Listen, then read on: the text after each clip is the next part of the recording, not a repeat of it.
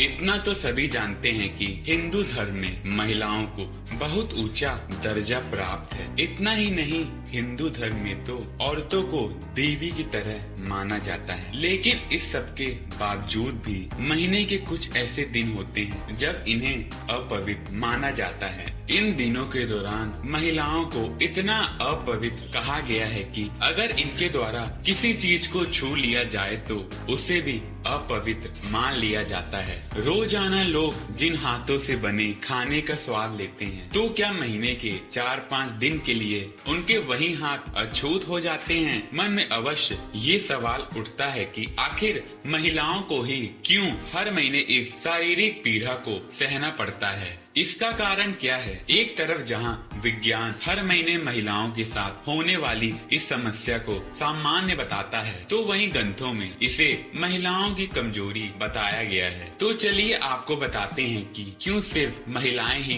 दर्द को झेलती हैं। प्राचीन कथाओं के अनुसार महिलाओं की इस समस्या के सीधे जिम्मेदार देवराज इंद्र हैं। कहा जाता है कि इन्होंने खुद को ब्रह्म हत्या के पाप से मुक्त करने के लिए महिलाओं को मानसिक धर्म का शाप दिया है। भागवत पुराण के अनुसार एक बार गुरु बृहस्पति इंद्र देव से नाराज हो गए, जिसका फायदा उठाकर असुरों ने देवलोक पर धावा बोल दिया। फिर क्या था, सभी देवता अपनी जान बचाने के लिए दौड़ भाग करने लगे। जिसको जहाँ जगह मिली वहीं जाकर छिप गए। और जब इंद्र देव की जान पर बात आई तो वे भी अपनी गद्दी छोड़कर भाग निकले। फिर गिरते पड़ते अपनी जान बचाते हुए इंद्र देव सृष्टि के रचनाकार ब्रह्मा जी के पास पहुँचे और ब्रह्मा जी से मदद मांगने लगे। इंद्र देव की ये हालत देखकर ब्रह्मदेव ने एक सुझाव दिया। इन्होंने कहा कि इंद्रदेव, अगर तुम्हें अपनी जान बचानी है और गद्दी असुरों के हाथ से छुड़ानी है तो तुम्हें एक ब्रह्म ज्ञानी की सेवा करनी होगी। अगर तुमने अपनी सेवा से उन्हें खुश कर दिया तो तुम्हें स्वर्ग लोक वापस मिल जाएगा। फिर क्या था, इंद्रदेव को ना चाहते हुए भी एक ब्रह्म ज्ञानी की सेवा में तत्पर हो गए। लेकिन इंद्रदेव इस बात से अनजान थे कि जिसकी वे सेवा कर रहे थे वो ब्रह्म ज्ञानी असुरों के कुल से था। उसकी माता एक असुर थी, जिसकी वजह से उस ब्रह्म ज्ञानी को असुरों से कुछ ज्यादा ही लगाव था। असुरों से लगाव के कारण वो ज्ञानी इंद्रदेव की सारी हवन सामग्री देवताओं के बजाय असुरों को अर्पित कर देते थे। जब इस बात का पता इंद्रदेव को लगा तो इन्होंने क्रोध में आकर उस ज्ञानी की हत्या कर दी, जिसकी वजह से उस पर ब्रह्म हत्या का पाप लग गया, जिससे वे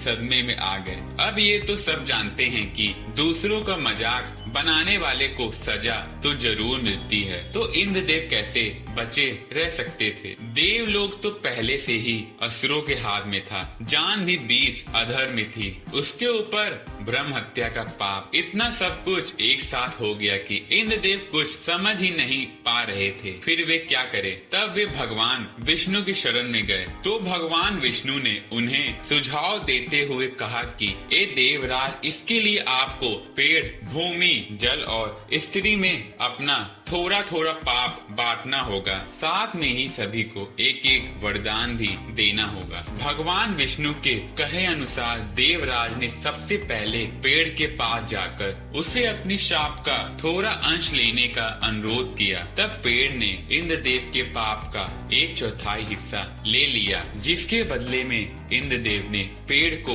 वरदान दिया कि मरने के बाद स्वयं ही पेड़ अपने आप को जीवित कर सकता है। इसके बाद देवराज इंद्र के अनुरोध पर जल ने पाप का कुछ हिस्सा ले लिया। बदले में इंद्रदेव ने वरदान के रूप में उसे अन्य वस्तुओं को पवित्र करने की शक्ति प्रदान की। इसी वजह से हिंदू धर्म में जल को पवित्र मानते हुए पूजा पाठ में इस्तेमाल किया जाता है। इसी तरह भूमि ने भी इंद्रदेव के पाप का कुछ हिस्सा ले लिया, जिसके बदले में इंद्रदेव ने भूमि को वरदान दिया कि उस पर आई चोट अपने आप भर जाएगी। और आखिर में इंद्रदेव एक महिला के पास गए और उनसे पाप का अंश लेने का अनुरोध किया, जिसके बाद महिला ने इंद्रदेव के पाप का बचा सारा अंश अपने ऊपर ले लिया, जिसके बाद ही महिलाओं को हर महीने मासिक धर्म की पीड़ा सहनी पड़ती है। लेकिन इसके बदले में इंद्रदेव ने